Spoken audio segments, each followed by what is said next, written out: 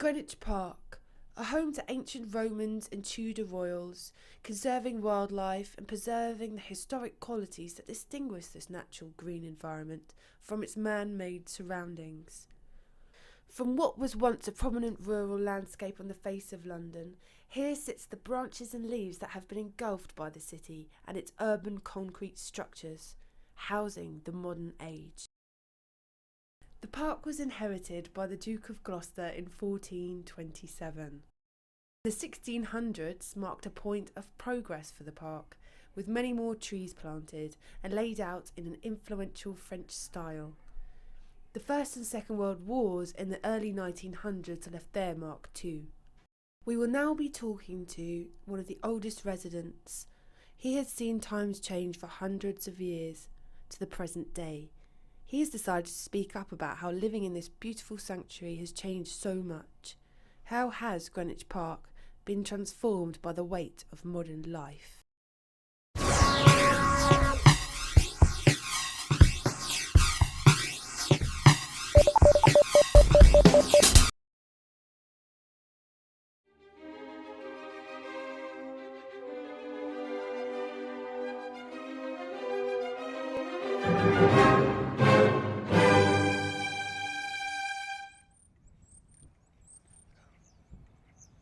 How long have you been here, and what do you remember from your early days?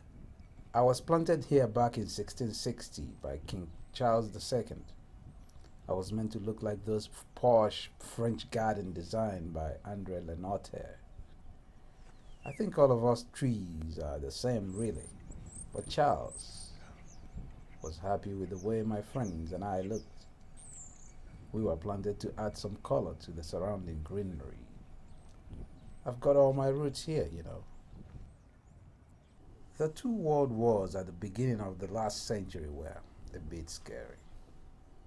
I can remember the men coming up to me and cutting all my branches off for the range of machine guns. The park seems to be smaller now compared to everything around us. The city has just sprung up all of a sudden.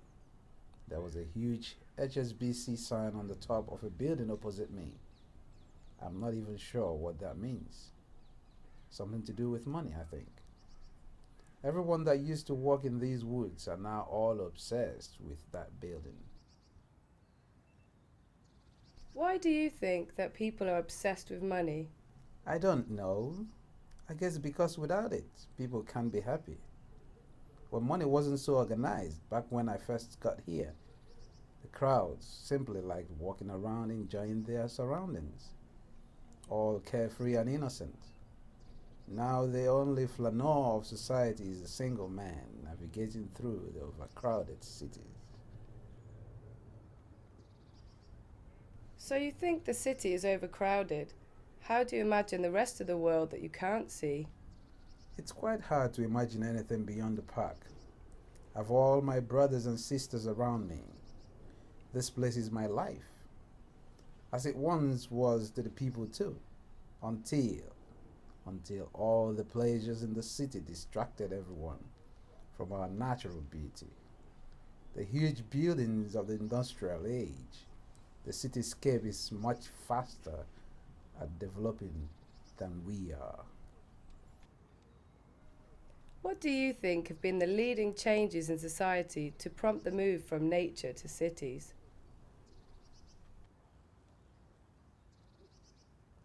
I remember when Christopher Wren built the Royal Observatory just up there in 1661.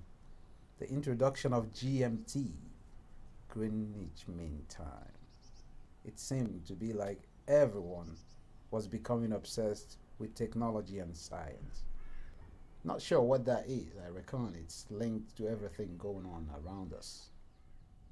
Do you think that modernity is the reason for your abandonment by people? Well, if modernity is all about polluting our air with cars and walking through the crowded London streets instead of relaxing and enjoying themselves on the grass, then yes, I definitely think modernity has brought abandonment of nature and me.